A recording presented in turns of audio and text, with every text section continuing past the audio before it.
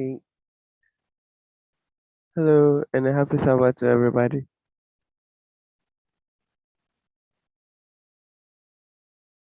Hello, please can anybody hear? Hello and happy day. I'd like to thank God first for how far He's brought us this week. We haven't met. Some of us have met, some of us haven't. So we'd like to thank God for everything He's done for us throughout the week. And before we begin this program, I would like to call upon um,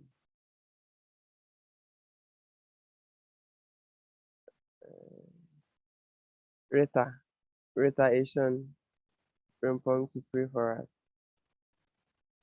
If she can hear me, can she?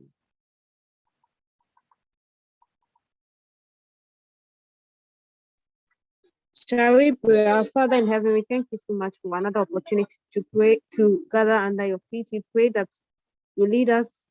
We pray committing those who are yet to join into your hands. We pray that you help us so that at the end of the day, glory and honor will be given to your name. This is what we ask in the name of Jesus. We pray with thanksgiving. Amen. Amen. Okay. So next we will call upon Miss Eunice Oppong to give us our song and Mr. Peter Kwame Inning to give us our song for this program.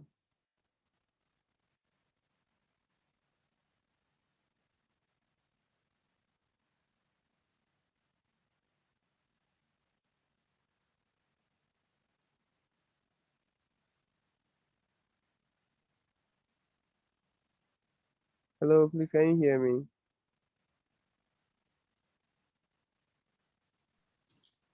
Hi, Godwin, we can hear you, but I think Peter just joined, so you have to invite him again. Okay.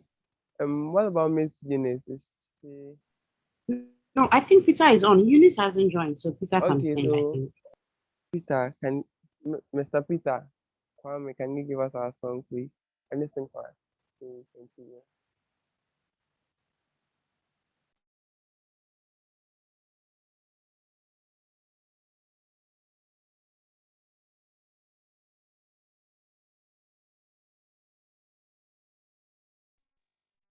Hello, happy Sabbath, everyone. Happy day. Yes, I hope I'm audible enough. Yes, please, you are.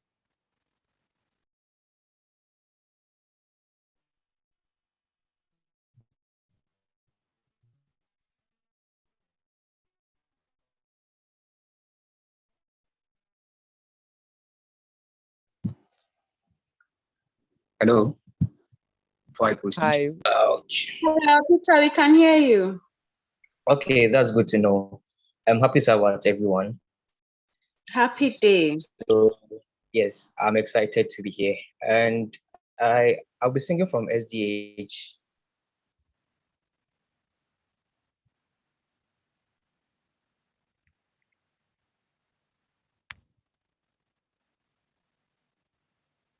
For 8 we'll be talking about that then this evening. I come to the garden alone, while the dew is still on the roses, and the voice I hear falling on my ear, the Son of God is closing, and he walks with me, and he talks with me, and he tells me I am his own, and the joy we share as we tarry there, none other has ever known. He speaks, and the sound of his voice is so sweet, the birds are still singing, and the melody that he gave to me within my heart is ringing. And he walks with me and he talks with me, and he tells me I am his own. And the joy we share as we tarry there, none other has ever known. I'll stay in the garden with him, though the night around me be falling, but he bids me go through the voice of woe. His voice to me is calling. And he walks with me and he talks with me, and he tells me I am his own. And the joy we share as we tarry there, none other has ever known. And the joy we share as we tarry there, none other has ever known. Amen. Amen, my brother. God bless you. Amen. Um, please, Miss Eunice Oppong would also give us a song, another song.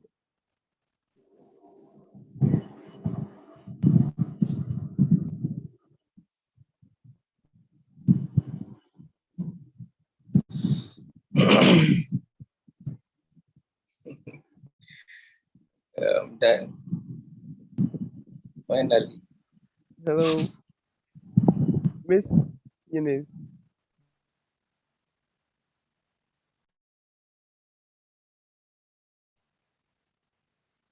Okay, if Eunice isn't available, then we'll move on to the next. I'll invite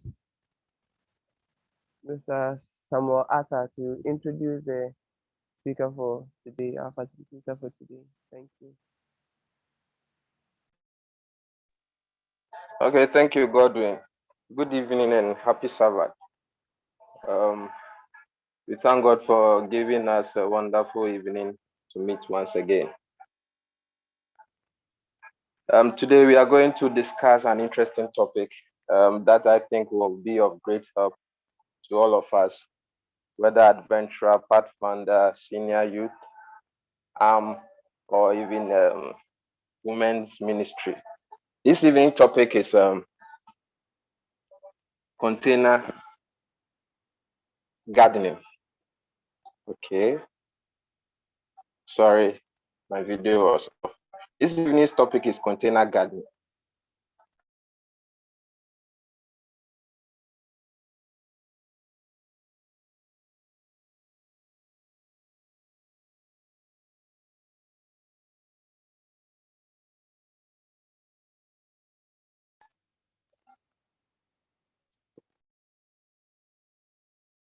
Sorry, we can add color to our porch and also allow us to produce a lot of fruits and flowers or vegetables in our backyard. So whether you have a yard or you don't have a yard or you have a small yard, whatever the case is, I think this topic will be of a great interest to you. And I believe that after today, we all will become a gardening star. So this evening, everything you want and need to know about container gardening, I can assure you, you have it, because we have the best resource person in our midst. If I say the best, he is the best in Africa, and we have it in our midst. And our resource person is an agronomist um, with several years of experience working with farmers across Ghana and Africa. Most of her work focuses on how to help farmers improve productivity.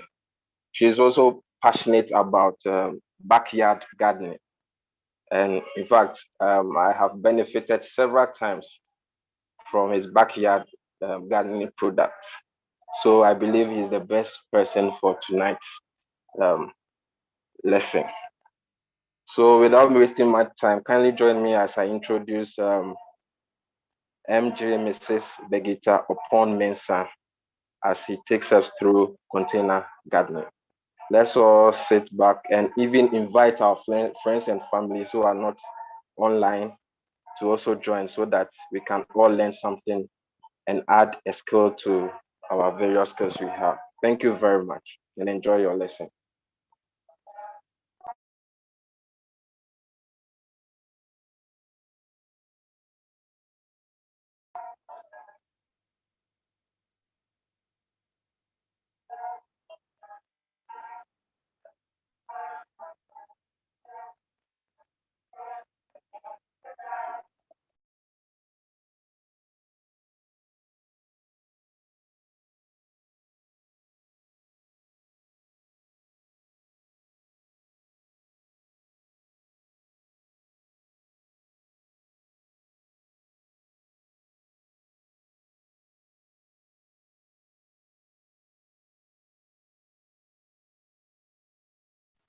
Okay, please, before my speaker would come up, if you have any question, you can forward it to Celestina or Ibu.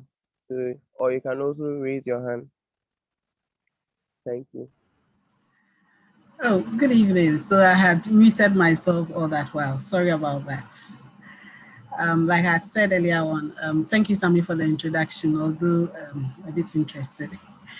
We're going to talk about container gardening this evening, and I find it quite interesting because it has so much benefits for us.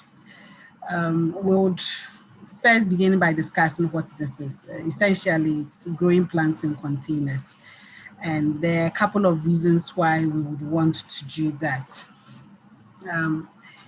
Once you are growing it within your own space, I guess you are assured of constant supply of fruits and vegetables or whatever it is that you are growing. Usually, we do that with ornamentals, so flowers, shrubs, and the like that we use for decorative purposes. That's the most common one that we have around us. But what is not too common is that of fruits and vegetables. Either ways, they all have their benefits. So this evening, I'm going to focus mainly on the ones that are not too familiar. And that would be the vegetables, the fruits, the herbs. So once you are within your own space, then you are assured of a constant supply of these fruits and vegetables or herbs. And they come to you fresh. They come to you without the main concerns of pesticide residue.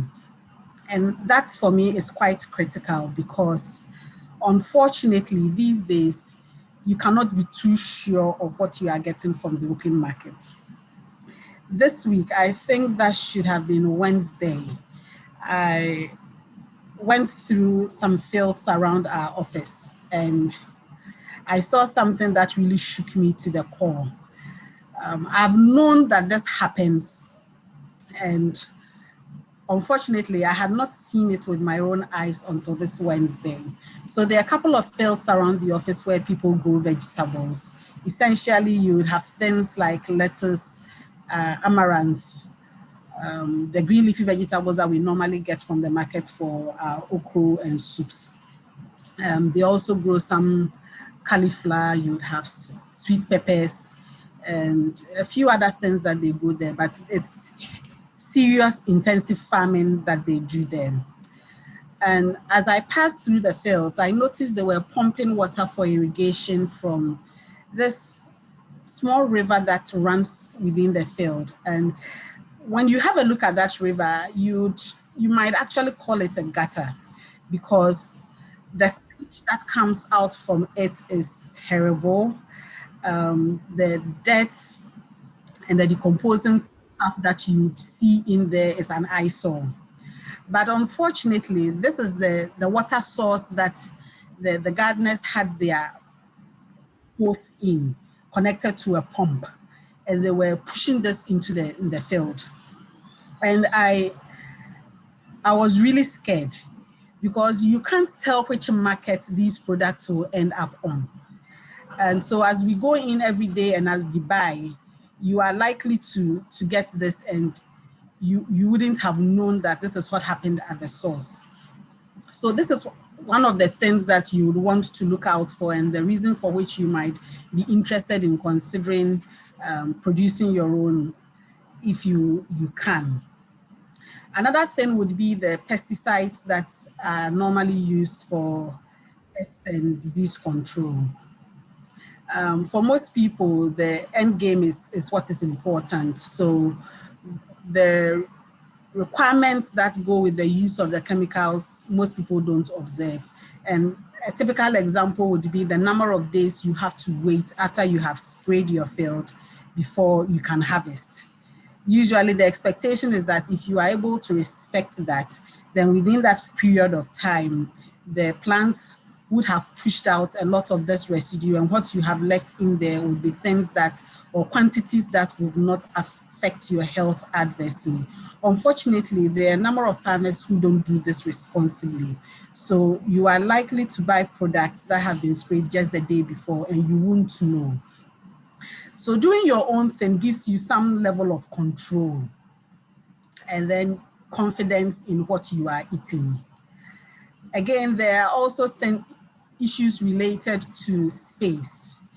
If I am renting in a place where there is no free land that I can have my small garden or bed on, what are my options? It's still not out of my reach. I can do something. So that's where the containers and things come in. And this makes it possible for you to have your little something that you can rely on. Then there's a bit of its therapeutic value. If you remember from the meeting that we had with Kukus, I think a couple of weeks back, he mentioned that even gardening could be one of the ways in which you can manage issues related to depression. I can't overemphasize how much benefit you get being out there in nature, getting your hands dirty with the soil, and watching the plants that you have nursed from that tiny seed grow into something big that at the end of the day becomes beneficial to you. Then there's also the bit of how much closer it brings you to God and helps you appreciate more what the Lord can do for us. So I can't say enough about why we would want to consider to do this. The benefit is enormous. All right, so if you are convinced and you want to go into container gardening, then what are some of the things to consider? There are a couple of things we are going to talk about. Please, as I talk, if you want to put through a question or anything, do so, and I'll try and mix it up. Alternatively, you could also wait, like our brother has said, until the end. But if you feel it's something that's burning and you would want it addressed now before you forget, please feel free to do so. So one of the things to consider would be time and commitment. Now, the garden will not take care of itself. So you should be prepared to put in the time and the work that is needed to ensure that your tiny or beautiful container garden grows well. My advice would be to start small, just one container or two, something that won't take too much out of you, and then build on that over time so it doesn't overwhelm you. There's also the bit of interest. If you don't have the interest, then it makes it a bit difficult for you to commit the time and the effort that you need.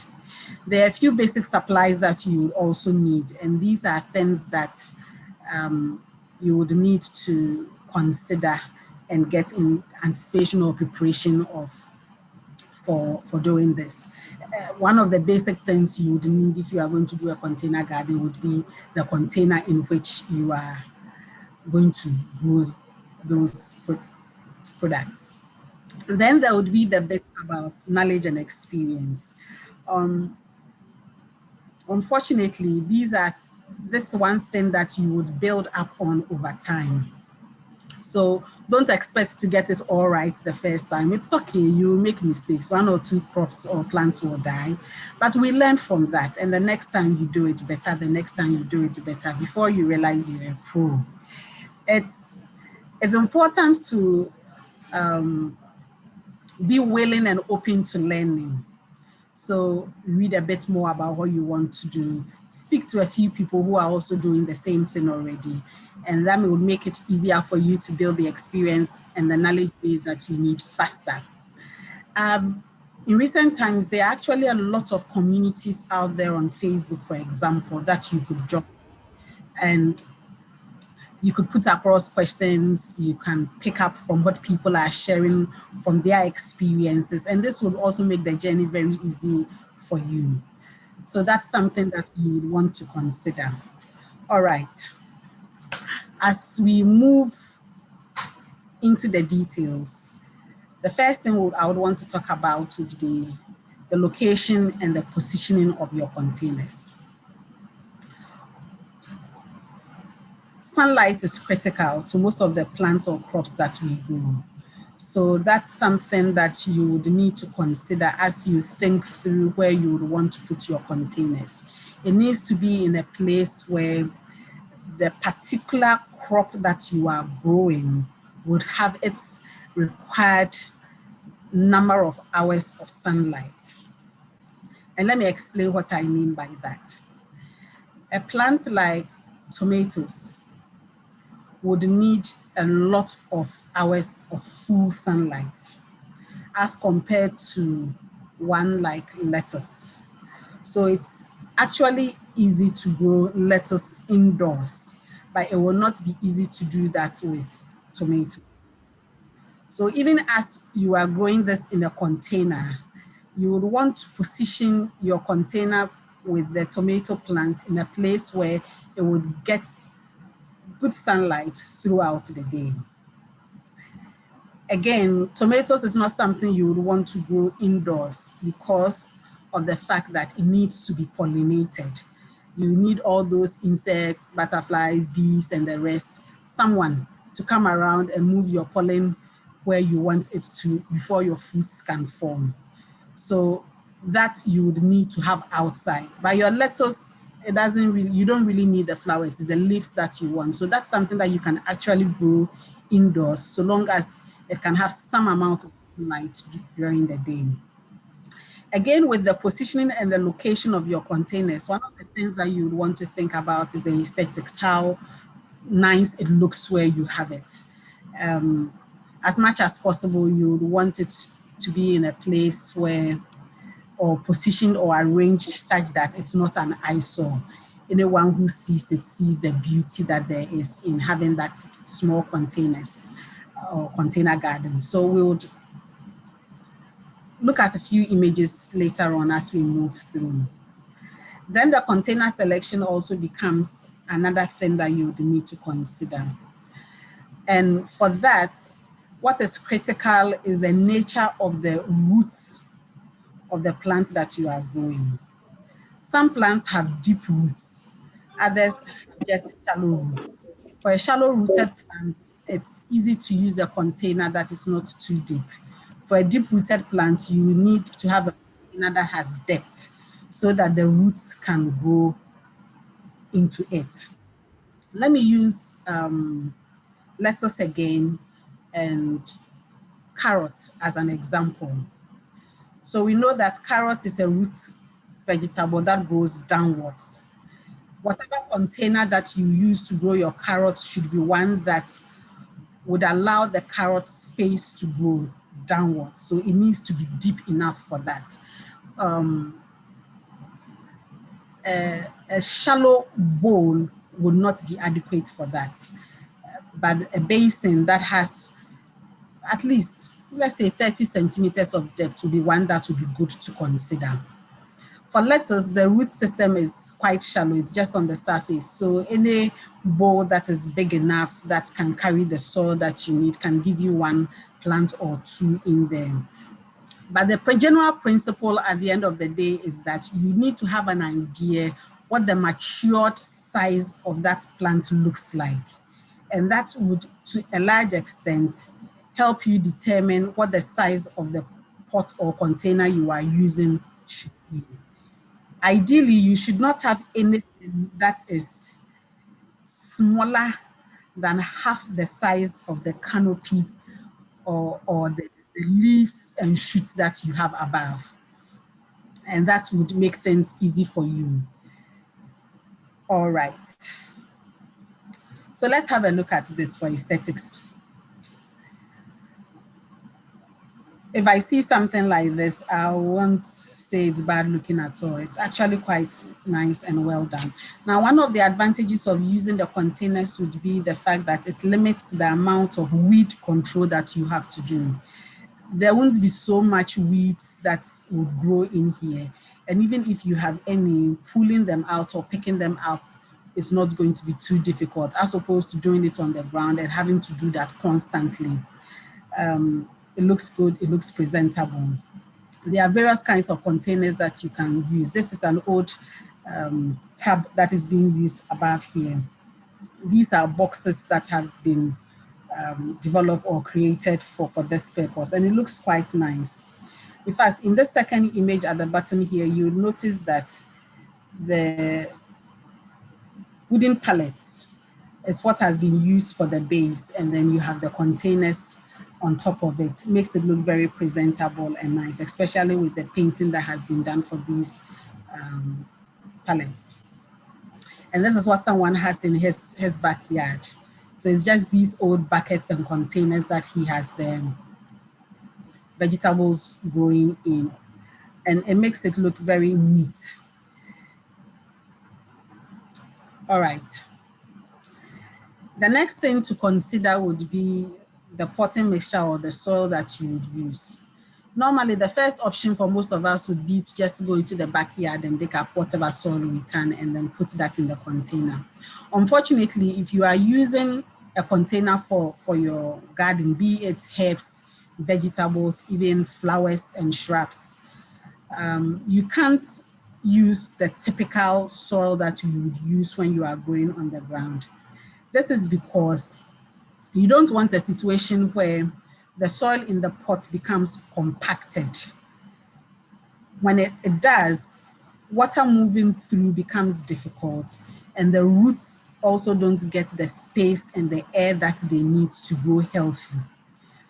So normally for potting mixtures or soil, the medium that you would put in your pot, you need something that is very light, something that is free of stones and sticks. If you actually have to use backyard soil, then you have to sieve it and make sure you take out all of these things and mix it with compost. For compost, I can recommend you use something like grass clippings that have been heaped somewhere. So if anyone is cutting the grass, you can pick up those things. You can also actually put together all the organic waste that comes from your kitchen. And this would not include bones and meat and the like. So it's just your leftover tomatoes, leftover salad leaves after you have finished preparing your salad, the mango peel here, the banana peel here, you know, all those things. Keep it together and allow it time for it to decompose. And you can mix this up with your soil. For those who have a little resource and can actually afford to buy, You have potting mixtures that are sold in the shop, which make life easier for you. If you want to make your own, you can also mix things like the cocoa peat. This is also available on the market with some manure and some black soil. It's such that the cocoa peat helps you maintain moisture in the soil while being light. It actually absorbs a lot of water and releases this over a period of time. Most of it is produced out of coconut husk, so it's not too heavy. And you mix all of these together. If you have compost, you add it as well, but it's not too heavy, it's light, and it has all the nutrients that your plants would need. If you look at the image on this slide, you'll notice that there's a boil of soil in this man's hand. At the end of the day, whatever soil you go with should be one that, after you have pressed into a ball like this, would have cracks in it, but would be able to hold its shape. So you notice that the ball of soil he has here has maintained its shape after he opened up his hand. There are a few cracks in it, but it doesn't completely disintegrate. If it disintegrates, it means it is too sandy and it's not going to be too helpful. If it stays and maintains its shape completely without any cracks, chances are that it's a bit too clayey and you would have problems with compaction and the like when you also plant. When you have a good mixture of organic matter and the sand and all that in there, this is what you expect to see. So these are all things you should consider as far as your potting mixture or your soil is concerned. Then the next thing would be drainage. And this is critical. You don't want too much water staying in the container after you have started planting. When that happens, you expose your plants to all kinds of problems. And typical among those would be what you call the fungal diseases. When there's too much moisture, you create an environment that becomes very conducive for these fungus. And at the end of the day, this will result in your plants dying before you get what you need out of it. So you would want to create holes or drainage points in your container. There are a number of things out there that you can do. This is a flower pot that has a hole drilled at the base. So when water goes in, any excess water that you have coming out will drain out.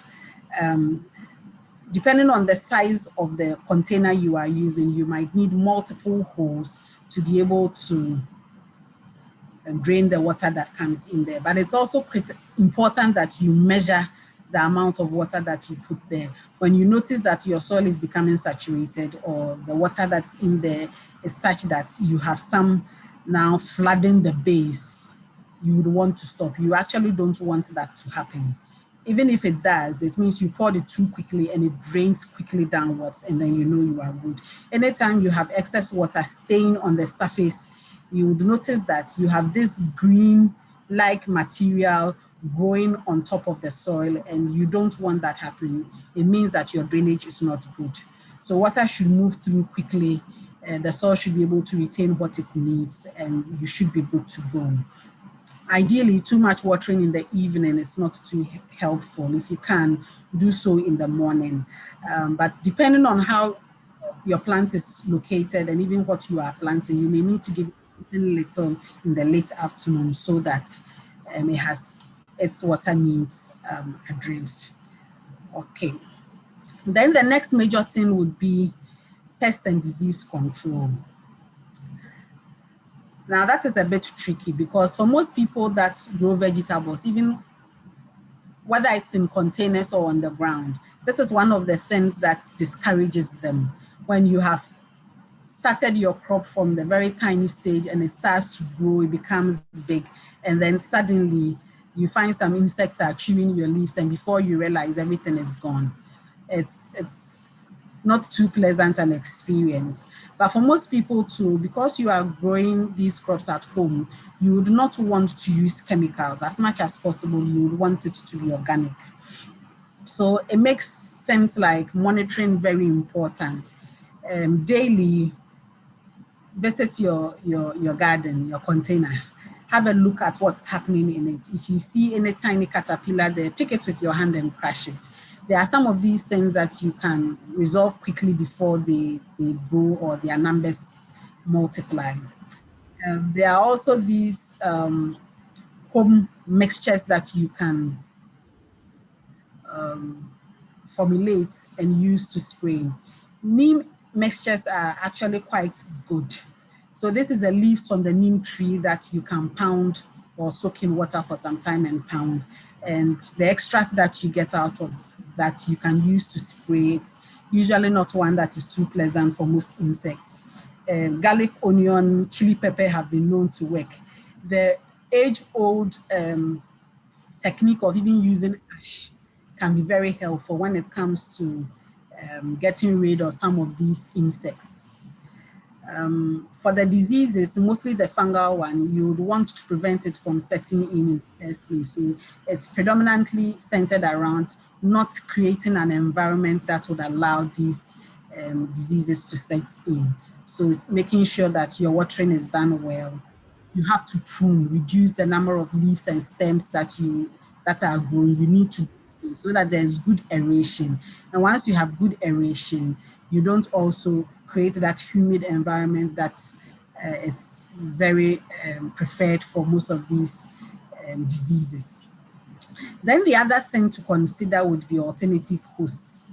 And by alternative hosts, what I mean is other plants that can harbor the insects that you want to avoid. Let me use plantain and ginger as an example. Until recently, I did not know that mealybugs, which are these whitish insects that we see on some vegetable plants, actually affect ginger. And plantains are plants that actually have a lot of mealybugs, but they don't cause too much economic damage to them. And I noticed that the mealybugs were moving from my plantain to my ginger, which was very weird. But immediately you change the positioning such that the movement from one to the other is not possible, then you also help address some of these problems.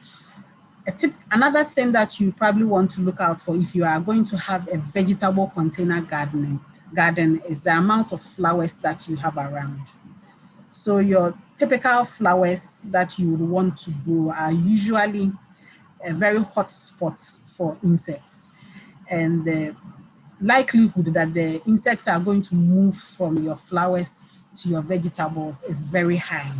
So most of the time you are advised not to have too many flowering plants, ornamentals around if you know you want to produce vegetables. Okay. All right, so this is an example of some of the vegetables you can consider. Like I had said earlier on, my interest this evening is actually the vegetables, the herbs, and maybe to some extent the fruits. I would explain why I'm saying to some extent the fruits shortly. You can grow cauliflower, lettuce, cucumber, eggplants, that's garden eggs, green beans, green onions, lettuce, pepper, radish, beetroot, spinach, squash, tomatoes, amaranth. These are all vegetables that you can grow in containers. Now you'd notice here that in the brackets, I have 2 gallons, 1 plant. So that gives you an idea, the size of the container that you need to have and the number of plants that you need in that size of container. So for cauliflower, any container that's about 2 gallons in size can have just 1 plant, which means that if I have a 4-gallon sized container, I can have 2 plants. Carrots, for example, you notice here that you are prompted to look at the depth. And anything that is 2 inches deeper than the expected depth of the carrot would be okay. So these are all things that you can consider if you decide to go in there. But like I had said earlier on, spend some time, read a bit, get a bit more information, and you should be good to go, especially if you are going to start with just one thing, two things, and then build from there. It won't take too much of your time to read about what you want to do. Have a look at some of the pictures and give yourself an idea, the size of containers and things that you need to consider. So for the herbs, you can consider something like parsley, basil. Basil is a Oppong-Mensah, the ones that we have growing around traditionally. But we have the local varieties, and there are also some exotic varieties that are very common in the system these days. They are not too difficult to grow. Bay leaf, mint, coriander. Mint, I know, is very popular with quite a number of us. It is not difficult to grow at all. It's something that a container can easily do for you. Then you have chives, you have rosemary, dill, sage, thyme. A number of these might not be too familiar, but for the ones that you are interested in, these are things that you can grow in containers. And what makes something like parsley and the basil or the Oppong-Mensah interesting is the fact that just a small container can do it for you. And it does not even need to be outside. You can just put it by your window. So long as there's a little light coming through from there, you should be good to go. I went into this shop at a filling station, and I noticed that they were selling mint, but all the cartons were in a container with water. And you could see that because it's been in there for some time, the roots have started to develop on the stems of those cartons. And it looked so fresh and actually very inviting when I saw it on the shelf. It was in that small refrigerated portion of the shelf that they had. And it looked very good. Some of these can grow in just water. So it's about knowing what you are growing, understanding its needs, and doing something simple and interesting out of that. There are a couple of images I'm going to show us shortly. We can also consider fruits, but the thing with the fruits in containers is that it requires a lot of skill and expertise. Most of the time, if your containers are not the very big type, it means that from time to time, you have to pull the whole thing out of the container, trim the roots, and put it back in again. And that is something that can be a bit much for people to do. So most of the time, you don't find a lot of people growing fruits in containers. But that is not to say that it is not possible. It's actually something that is very possible. Let me stop sharing here and quickly show you a few images based on what we have just discussed.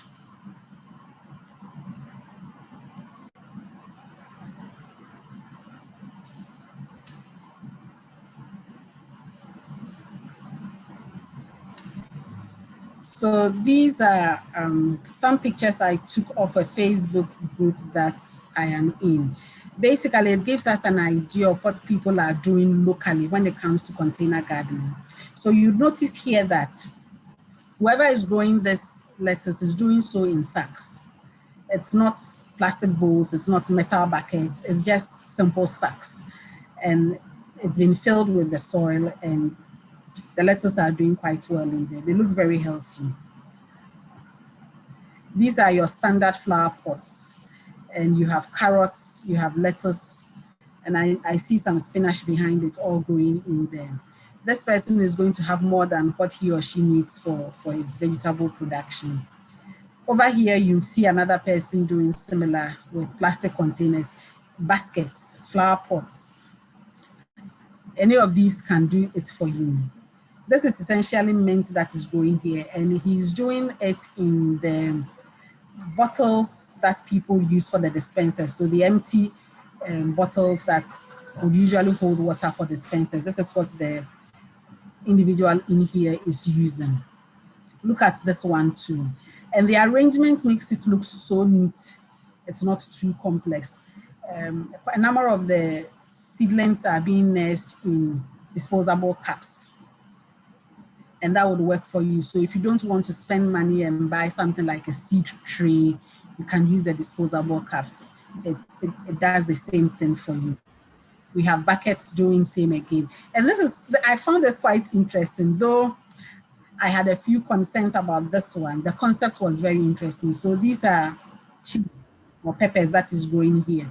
I was not too comfortable about the size of the bottle because I felt that at some point the plant might need a little bit more. But if the person doing this is experienced enough, then he might be able to get the plant all the nutrition that is needed for the fruits that are desired to be produced. This is someone doing something in his backyard or field, but he's doing it with baskets, traditional baskets we'll find in the market. And I think subsequent images that I saw later on, he had planted potatoes in these. So the roots that you are interested in are all contained in the basket. At the end of the day, harvesting won't be too complex, but it's still a container. These, I think, are the refill bottles for the dispensers that are being used here as well. You have cabbage, you have lettuce. These are tomatoes growing in similar kinds of containers. This was also another interesting concept, and the lettuce is being grown in the 4 gallons that have been split into 2, and then the pipes. That can also do it for you. And this is a wooden crate that has also been built for similar purposes. So this is what someone has in his backyard, and it looks very presentable. This is not too difficult to do. So it's just the old car tires, and they are actually not too difficult to find. So it's if you need the depth. If you don't need the depth, then just one would be enough. So something like beetroot and the onions, you can actually grow with just one and not the 2, but it looks good. These are actually plastic bags. So this is not a sack, it's not a container, it's just a plastic bag. Once you are sure that your drainage is good, you should be fine. This is, I think, cauliflower that's in there. The same thing has some cucumber and okra. And then look at this one too. So it's the same backyard, but very neatly arranged. And you can get so much out of this buckets.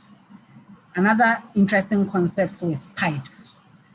And he's hanging big cups in these rings for the soil, and that's where the lettuce is growing.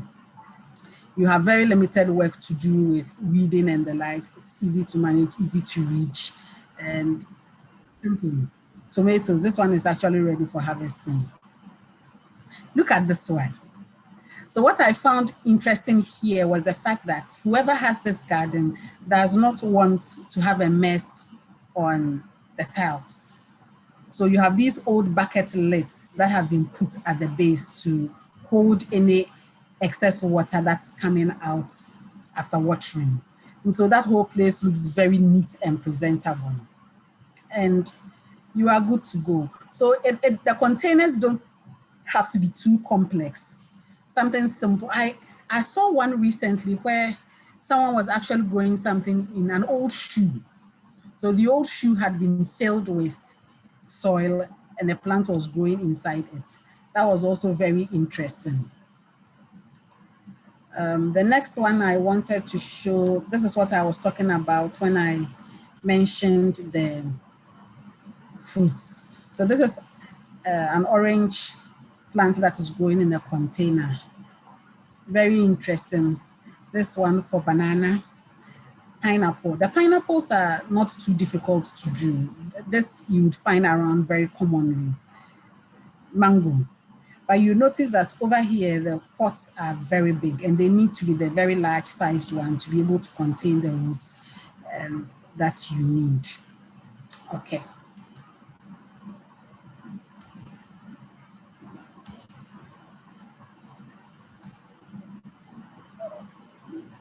Give me a minute. There's one more that I wanted to show before I move on.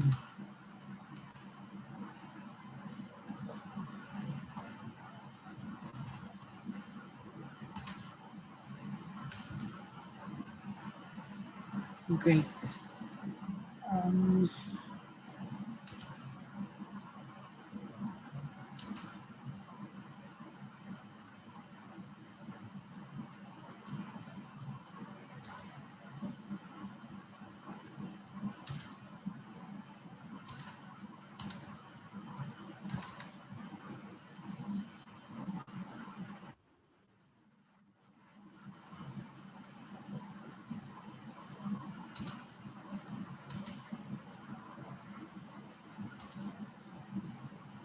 All right, found what I'm looking for, and this is it.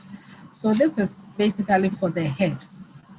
And over here you have mint and basil, or the Oppong-Mensah that's growing in the container there. This is what I wanted to show when I talked about having something by your window. So this is actually inside and not outside, but it's positioned where you get good sunlight coming in there. For these ones, your containers don't have to be too big. I think what you have here would be some lettuce, I think some basil and the like. It's not too difficult. This is actually something that someone has in his or her kitchen. But you are getting the sunlight and you are getting the herbs that you need for cooking. This is another one that is also indoors. So most of these herbs can do well indoors, but you can also have some outside like you have here, and they won't do too bad in the containers as well. Yeah, when you have them outside. Okay, so that's basically what I wanted to show when it comes to the image. Let me continue here. All right, so having talked about all of these and looked at a few images of what is possible, let us have a quick chat about one particular vegetable. And this evening I would want us to have a look at carrots. So if I would want to grow carrots in a container, what do I need to do? I first need to get good seed. Be sure that the seed you are getting is of good quality. It's viable, so when you grow, you know it will germinate. Most agriculturists will tell you conduct a germination test. Just grow a few randomly and see how many of them will germinate, that kind of thing. But be sure that you have good quality seed. And then get your container, fill it with your potting mixture as we have discussed, be it whether you are preparing it yourself or you are buying it.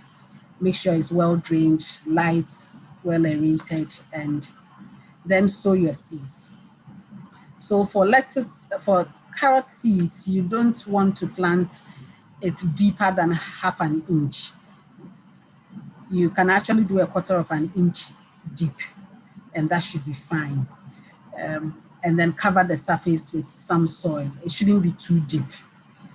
Germination takes a bit of time, so you would expect it to happen within 1 to 3 weeks. After it's germinated, and the thing is the seeds are very small. So normally you sprinkle, you don't plant them one by one. I can do that for, let's say, okra seed or cucumber. The seeds are big, so I can put one in each hole. But for something like carrots, lettuce, they are very small. So you can sprinkle them thinly in the hole or the trench that you create. And once you do that, after 1 to 3 weeks, when they start to germinate, you wait a bit until they have grown to about 2 or 3 inches, 2 inches basically, and then you start to cut out. You cut them out and make sure that the distance between each two plants will be between 2 to 3 inches. Now, the reason why you use a scissors to cut and not pull is the fact that for carrots, when you disturb the roots, you are likely to have the roots that, or the carrots that develop in the soil being deformed.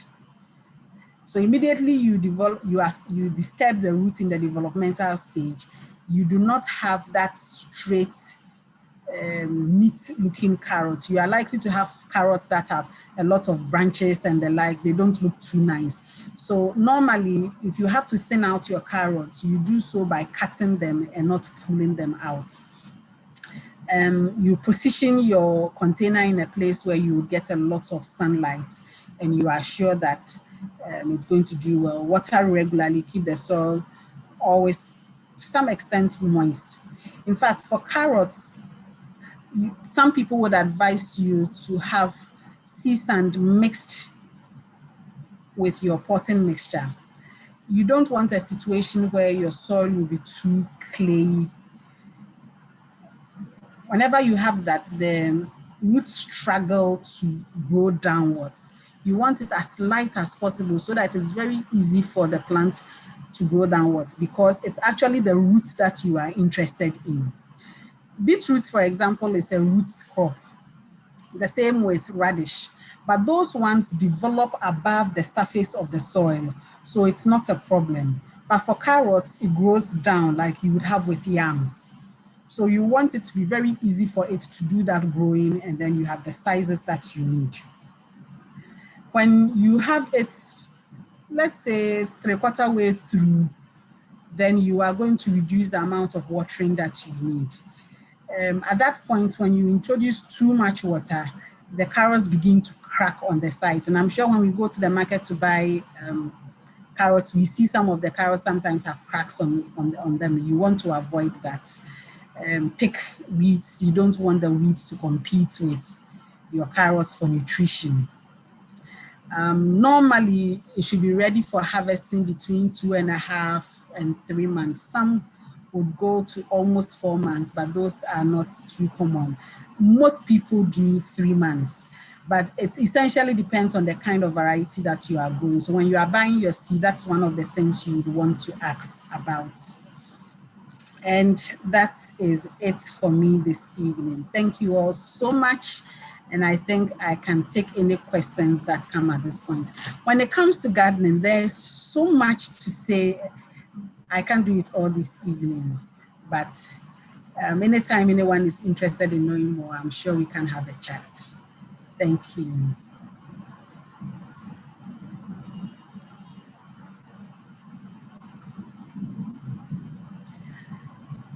Any questions, comments?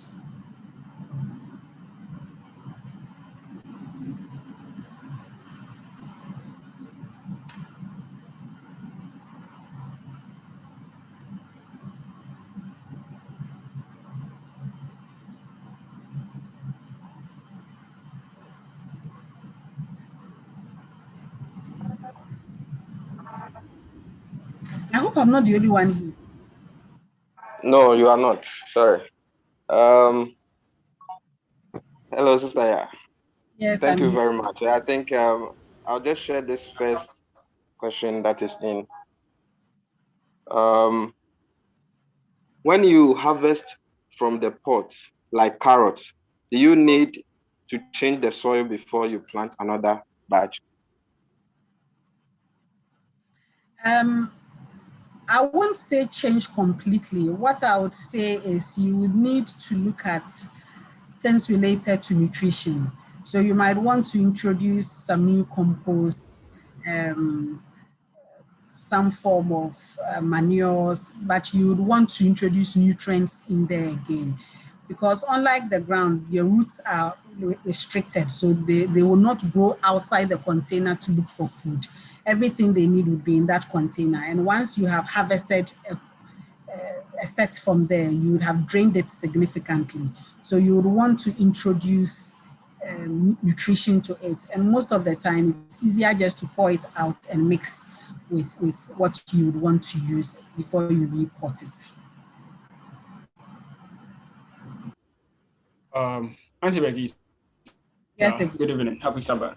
Yeah, we do have some few questions here, about 3 of them. So I'll read the first one so that you respond to it.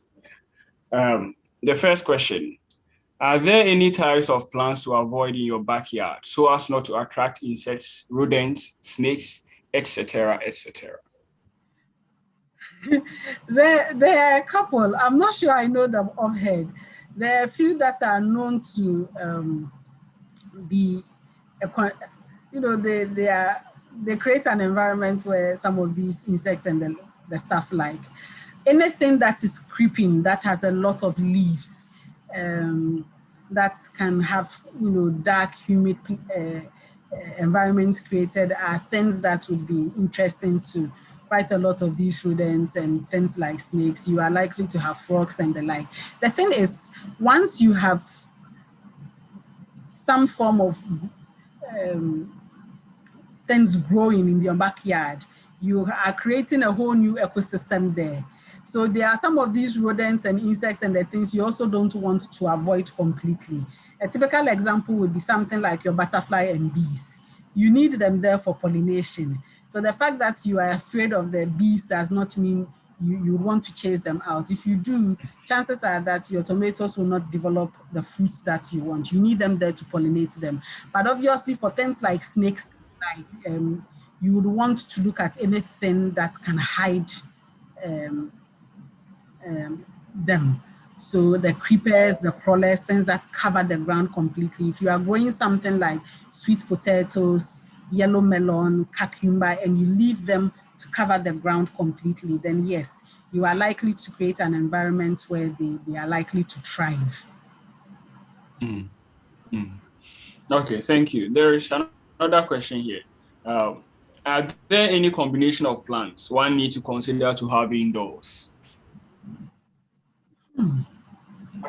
I think the person is trying to say that in planting, are there particular ones that I can only have indoors? I won't say, all right, so let me put it this way. There are some plants that do well in shade. If you expose them to too much sunlight, they don't do well. So those are the ones that normally you would want to keep indoors. And for those ones, you don't really need to put them in a place where they would even get sunlight. They are okay. It means that their natural habitat where they would be picked from, one that was probably dark and very well shaded. So those are the ones that you normally want to keep in. Other than that, most other plants you are likely to grow would need some form of light for complete development. So those are the considerations that you'd have to give yourself. Usually that happens with the ornamentals, those that you keep for decorative purposes. Oh, okay. There is a third question, but before I get on to that, let me ask my personal question. So a plant like carrots, how do you get a seed to plant? They're on the market. There are dealer shops that sell these. Because most of us don't really need anything from these shops, we normally don't see them. But in the big markets, you are likely to find these shops that sell agricultural products, fertilizer, small farm implements. They would usually stock seeds as well. Oh, okay. So let me go on to this question for this particular person, and then I'll take another one. The third one, can you combine different vegetables in the same container? Yes, you can. You can. So that's something that can be very interesting, especially if it's a big container. You can have a mixture of different things. The only thing you need to have in mind is that it's well spaced, you don't have competition, and one is not going to overshadow the other. Other than that, you can actually combine. I can easily grow something like lettuce, carrots. What other common one would I pick? Even cabbage, cauliflower, cucumber in the same container if it's big. But I would not combine them with something like garden eggs or aubergines, because those ones develop a lot of stems, a lot of leaves, and as they mature, they overshadow the other ones. Lettuce, carrots will not grow big like a small tree or shrub, but these aubergines will do that. So if you have them in the same containers, the lettuce and the aubergines, the lettuce and carrots will suffer. But if they are similar in how their canopy or their final size looks like, then one is not likely to overshadow the other. So you should be fine having them in a single container. Okay. Auntie Birgitta, as you are extension officer today, let me ask this question too that has just come in. The person is saying there's a white powder-like thing affecting her plants. Any idea what it may be? It could be a number of things. The first thing that comes to mind for me is mealybugs. But if it's white and it's powdery, it could also be if it moves when you touch, as in when you hit the leaves and you see that that white powdery thing is actually flying around, then you are likely to be looking at white flies. But I really need to see it first. So there are a couple of things that could be white and powdery. Oh, okay. There is also another question here. The heat is the person is concerned about the heat, okay? So she's saying that the heat is very scorching and affecting the plants. How is she supposed to handle it? Okay. Two things, right? If you are growing in a container, then move it to a place where you are going to get some amount of shade quickly. And we know the way the sun moves. After the sun moves over, you have some parts of your house or building that will be in shade. So move it to a place where it would not be in direct sunlight throughout the day. A couple of hours and then the sun moves and then there's some shade there. That would be an easy way of managing those that are in containers. For those that are out in the open field, two major things: mulching. So with mulching, what I mean is covering the base of the plant such that the soil is not exposed. When you do that, you reduce the amount of direct sunlight that hits on the ground, and you create some form of cooling effect at the base. Again, when you water, you have a lot more of the water maintained at the base, which then gives that cooling effect that the plant needs. But because of the heat that we are experiencing now, you need to water a bit more frequently. Make sure that your watering is adequate and then mulch the base.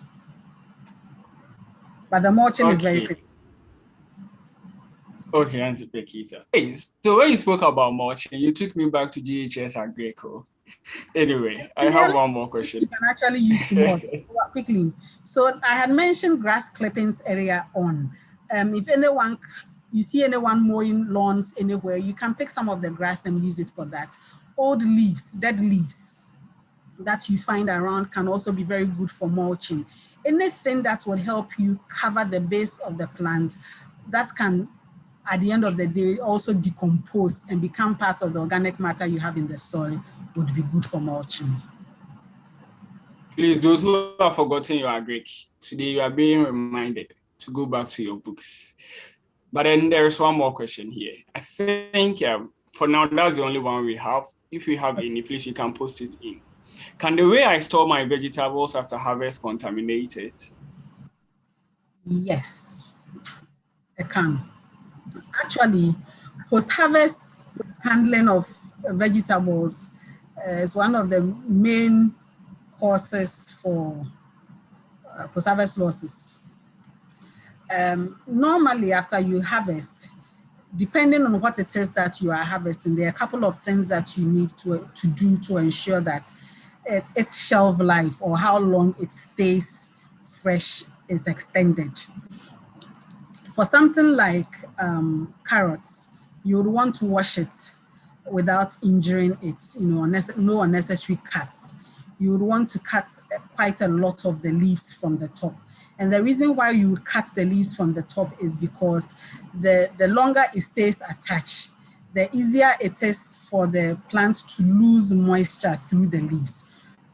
So you would want to cut that. Then you would also want to keep it in a place where it is well covered and it has some form of humidity as you put it in the fridge.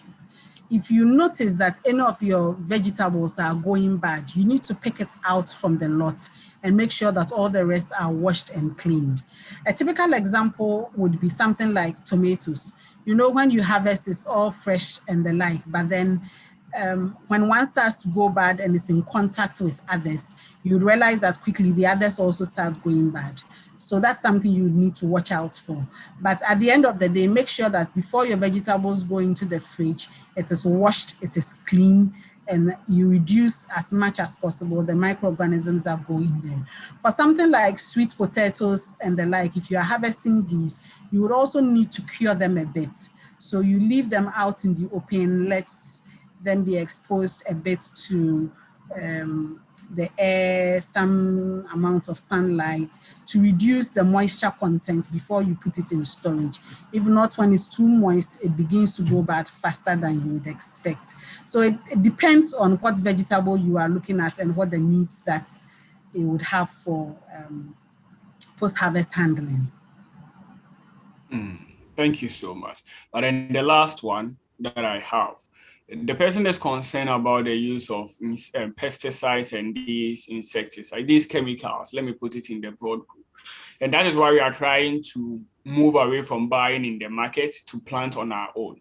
So in my bid to fight off these pests and other organisms, how do I grow my plants by using less of these or totally eradicating their usage? Yeah, so I mentioned earlier on that one of the things you can do is to look out for these age-old techniques that our mothers use, something like the ash. When you sprinkle ash on leaves, it makes it very difficult for most insects to move up and down it. And that is very, basic and simple, but it works. Neem tree extract works. The garlic, chili, and onion mixtures also work. But the thing with these is that they just make the environment uncomfortable for your insects. And immediately it leaves, they come back. So it means that you need to apply them constantly. It's something that you need to do constantly. You need to constantly monitor your plants. There are some of the insects you can actually handpick before their population increases. The thing is, most of the time in our fields, we would have one insect or the other, and it's not bad, it's okay. It is when their numbers increase to a point where they are damaging the plant that you have a problem. So if you can prevent them from growing by killing one or two, then that would be the best thing to do. If I see one caterpillar, I will not allow it to grow and become a butterfly. I would quickly relocate it and ask it to grow elsewhere. Because if I leave that caterpillar to become a butterfly, the butterfly will go and come back and lay eggs, and I would have 10, 15, or even 20 more caterpillars. Sometimes a single butterfly can lay eggs, which would give you close to 500 caterpillars. So as much as possible, you would want to avoid that. In fact, some of the monitoring that you would do in your garden includes even looking for the eggs that have been laid and crushing them to prevent the young stage of that plant from developing further, So those are some of the things that you can do.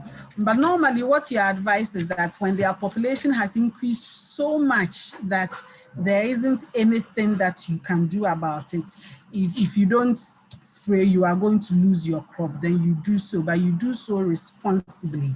You do so taking into consideration all the instructions that are on the label of the products that you are using. And if you are doing so responsibly and in small quantities, it shouldn't be too bad. The most deadly thing that can happen is if you use the chemicals and you use them irresponsibly. Okay, thank you so much, Auntie Birgitta. You make home gardening look so dope. I might probably try myself. Please do. Chimi, please, over to you. Thank you. Welcome.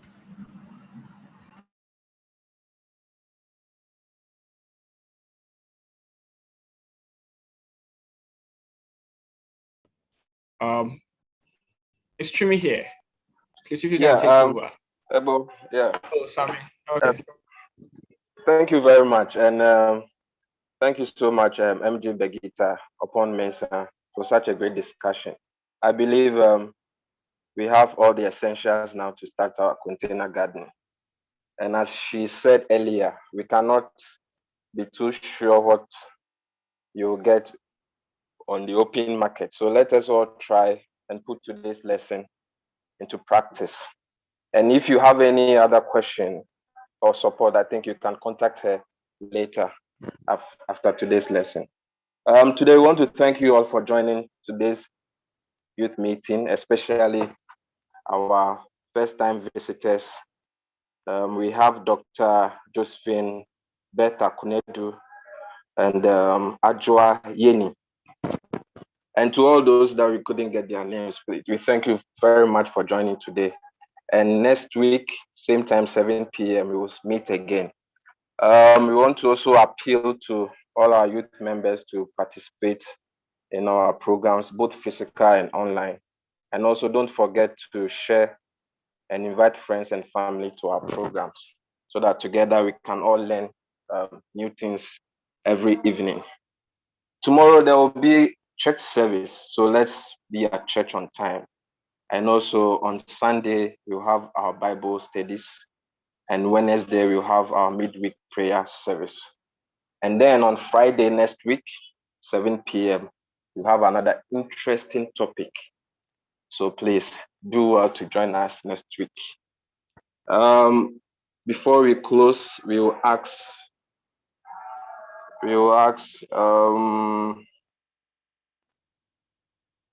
Zabel to give us the closing prayer. Lady Zabel Latte, kindly give us the closing prayer.